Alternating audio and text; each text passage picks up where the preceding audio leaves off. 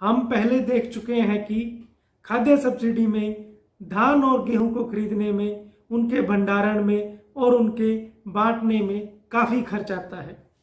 जो वर्ष 2016-17 में गेहूं के लिए 12 रुपये 53 पैसे प्रति किलो और चावल के लिए 15 रुपये 53 पैसे प्रति किलो था। किसानों और खाद्य सुरक्षा कानून के लाभार्थियों के हितों से कोई समझौता किए बिना क्या हम ऐसी व्यवस्था पर विचार कर सकते हैं जिससे खाद्य सब्सिडी पर खर्च कम हो जाए। हम सभी जानते हैं कि धान की अधिकतर खरीदी अक्टूबर और नवंबर मास में की जाती है, जबकि गेहूं अप्रैल और मई में। सभी किसानों को अपनी फसल का पैसा तुरंत चाहिए, जो मिलना भी चाहिए। क्या हम कुछ किसानों को इस बात के लिए मना सकते हैं कि वो धान और गेहूं की आपूर्ति भारत सरकार की आवश्यकता के अनुसार जिस समय और जिस स्थान पर भारत सरकार को चावल गेहूं चाहिए वहां पर किसान उनकी आपूर्ति कर दें। इस प्रकार हम चावल और गेहूं को खरीदने, रखने और बांटने की लागत को कम कर सकते हैं। किसान इसके लिए तभी मान सकते हैं जब उनको यह नई व्यवस्था वर्तमान व्यवस्था से ज़्यादा लाभदायक लगे। इसके लिए मैं यह प्रस्ताव रखता हूं कि भारत सरकार अनाज बॉन्ड जारी करे, जिसके अंतर्गत एक बॉन्ड को खरीदने वाला भारत सरकार से यह वादा करेगा कि वह भारत सरकार को उसके समय, स्थान और आवश्यकता के अनुसार अगले 1 वर्ष में 1 क्विंटल धान या गेहूं की आपूर्ति करेगा। इससे भारत सरकार को यह भरोसा रहेगा कि उसके पास 1 क्विंटल धान और गेहूं की आपूर्ति का पक्की व्यवस्था है। यदि बॉन्ड धारक धान अथवा गेहूं की आपूर्ति नहीं कर पाता तो उसकी बॉन्ड राशि को जब्त कर लिया जाएगा।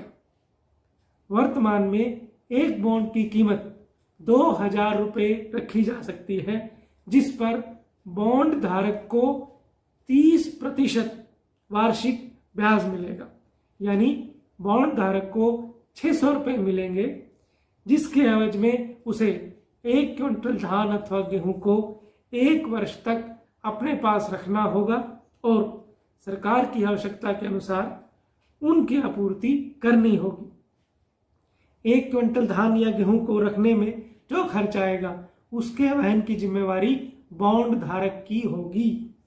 यदि यह बॉन्ड बैंकों और डाकघरों की ग्रामीण शाखाओं से जारी किए जाएंगे तो हम यह मान सकते हैं कि अधिकतर बॉन्ड किसानों ने या ग्रामीण लोगों ने ही खरीदे हैं।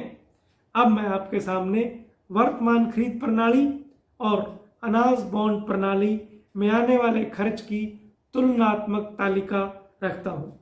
मान लीजिए धान अथवा गेहूं का खरीद मूल्य 2000 रुपया प्रति क्विंटल है और सरकार उसका 1 क्विंटल खरीदती है, तो 7% ब्याज दर पर सरकार को 140 रुपये खर्च करने होंगे।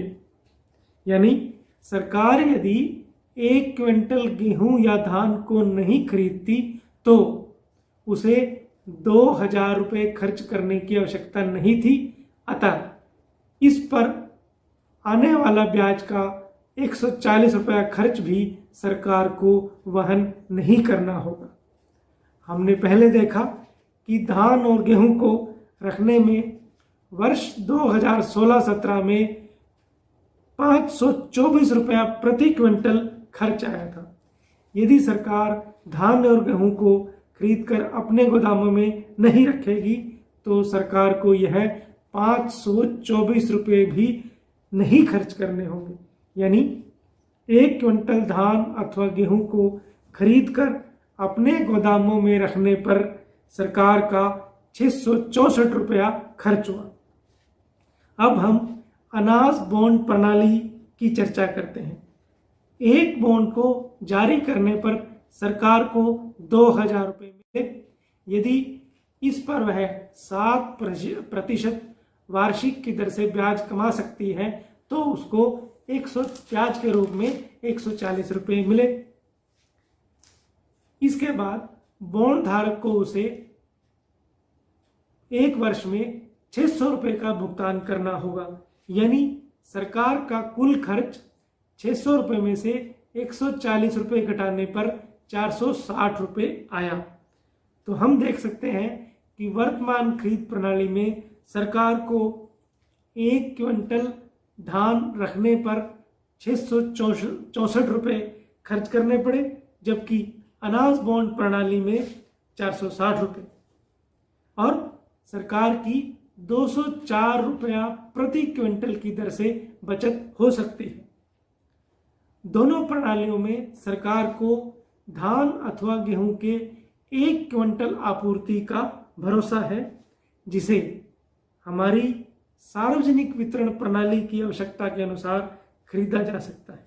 यदि भारत सरकार वर्तमान प्रणाली में प्रतिवर्ष 80 से 100 करोड़ क्विंटल धान अथवा गेहूं खरीदती है तो इसको अनाज बॉन्ड के माध्यम से खरीदने में सरकार की 15 से 20 हजार करोड़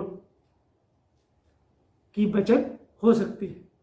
इस पर विचार किए जाने की आवश्यकता है।